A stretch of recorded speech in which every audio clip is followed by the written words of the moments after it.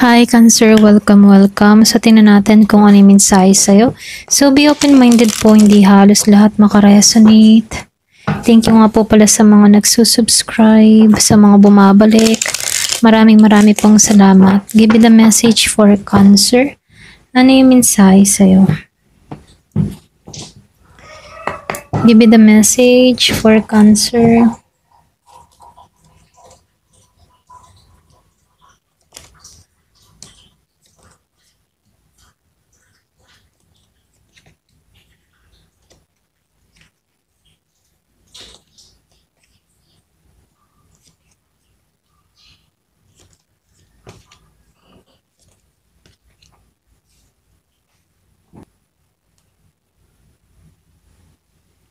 So, dito Cancer, no? Yung energy mo dito ay sobrang matindi. Halo ng heartbreak, realization, at pagbangon. So, dito ay pinakikita ng baraha na may nangyaring biglaang pagbabago o truth na nagpagising sa'yo. Okay? Pero sa kabila nito, mayroong paghihilom na kung saan may panibagong direksyon na may matatag na katotohanan, okay?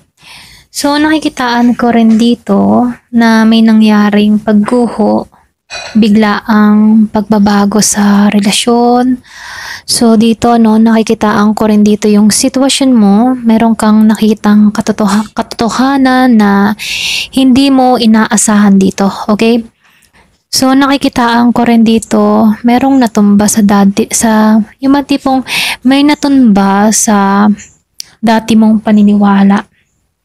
Pero, tandaan mo ha, na tinanggal lang ni universe ang mga bagay na hindi na makakabuti para sa'yo. Okay?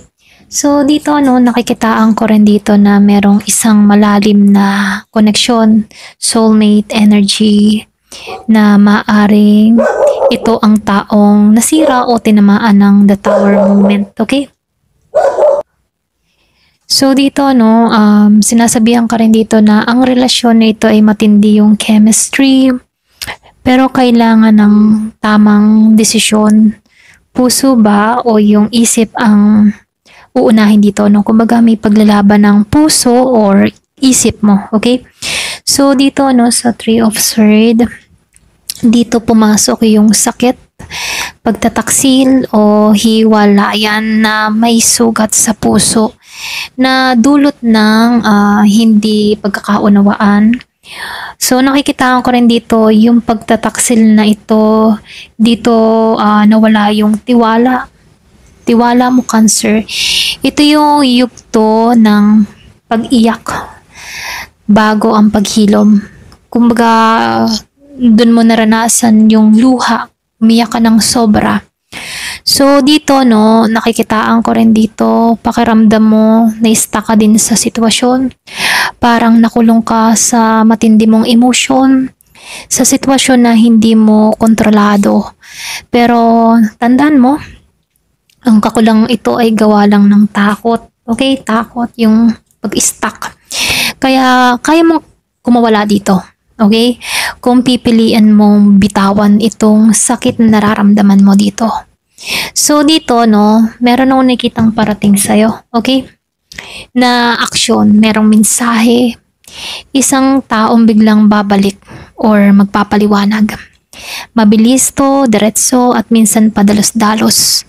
Huwag ka agad na maniwala. Ayan. Pakinggan mo yung sarili mo or suriin mo yung sarili mo, okay? So nakikitaan ko dito Gemini or Libra and Aquarius kung meron kang ganitong person, okay? So dito, no, pinapakita din dito na magtuon ka sa panibagong direksyon. Yung bang tipo na self-improvement, magtuon ka sa trabaho mo, sa sarili mo, sa healing stage mo. Piliin mo na pagandahin yung sarili mo kaysa habulin yung mga umalis sa buhay mo. Okay? Kumaga dito, no, trabahuin mo yung sarili mo. Ayan. So dito, no, sa King of Pentacles, binibigyan ka dito ng mensahe na may darating o nasa paligid lamang. Stable to, matured, mapagkakatiwalaan mo. Yung energy nito mapagkakatiwalaan. Maaari ito'y bago or ikaw mismo. Okay? Pwedeng bago to or ikaw mismo to. Ayan. So, nagiging matatag or magiging matatag ka pagdating sa financial mo at maging sa emotion mo. Okay? So, dito, no, nakikitaan ko rin dito, meron ulit lumabas na 8 of Wands. So, 8 of Swords and 8 of Wands. So, din lumabas din ng 8 of Pentacles. So, pwedeng madalas mo makita yung 888. So, nagpapahiwatig ito na after ng mabibigat na pangyayari sa'yo, meron kang tatrabahuhin sa sarili mo at meron ditong aksyon na magaganap sa'yo. Okay? So, dito, no, paulit-ulit kang bumabalik sa pag-iisip sa nakaraan, yung iba sa inyo. Or pwede rin sinasabihan ka dito, meron ditong tao na nagigilty, meron nag-iisip na what if, or sabi na takot na magtiwala muli, or pwede ring energy mo to, meron kang takot. So, nire-remind lang sa'yo dito ni universe na hindi mo kailangang manatili sa kulungan ng alaala. Ayan. Hindi mo kailangan manatili sa kulungan ng alaala. Okay? So dito, no, merong justice na lumabas. So lumabas yung justice, lalabas yung katotohanan, yung karma, makakamit mo yung hustisya, okay? Lalo-lalo na sa mga pinagdaanan mo. Yung taong nanakit sa'yo ay haharap sa sariling karma, okay? Sinasabihan ka dito din na ikaw naman ay babawi. Mababalance yung buhay mo, kumbaga makakalaya ka sa sitwasyon, okay? So dito, no, nakikitaan ko rin dito, yung iba sa inyo, sa huli, ikaw ay handa ng magplano ng panibagong simula. May vision ka na sa kinabukasan mo, kumbaga mag-iisip ka ulit na para sa future mo, ganyan.